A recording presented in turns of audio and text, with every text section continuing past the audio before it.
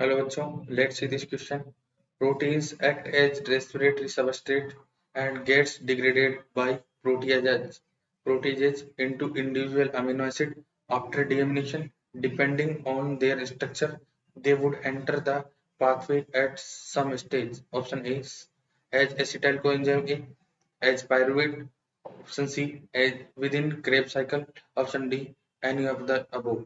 तो इसमें अपन बात करें, प्रोटीन जो है वो भी रेस्पिरेशन में कभी कभार काम आती है।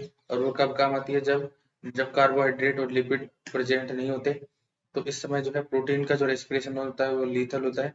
और प्रोटीन जो है वो रेस्पिरेटरी सबस्ट्रेट के रूप में काम आती है। अभी प्रोटीन में किस तरह का अमीनो एसिड है उस पर डिपेंड करेगा कि वो क्या बनाता है। अगर एसिटाइल कोएंजाइम ए बनता है तो वो लिंक रिएक्शन के थ्रू एंटर कर जाएगा। अगर पायरुवेट बनता है तो ये पायरुवेट से उसके बाद जो है एसिटाइल कोएंजाइम ही बनेगा और क्रेब साइकिल में एंटर कर जाएगा।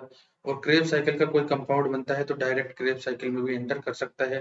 तो इस तरह जो है प्रोटीन का जो रेस्पिरेशन है उसमें कहीं भी जो है कहीं से भी स्टार्ट हो सकता है। वो जिस तरह का कंपाउंड बनेगा उससे जो है कोई से भी पाथवे में एंटर कर सकता है वो। तो इस तरह से जो है option D any of the above इस क्वेश्चन में सही आंसर होगा, क्योंकि एसिटाइल कोएंजाइम के रूप में भी एंटर कर सकता है, पायरुवेट के रूप में भी, और क्रेब साइकिल के किसी कंपाउंड के रूप में भी एंटर कर सकता है। तो डी ऑप्शन सही आंसर होगा। Best of luck.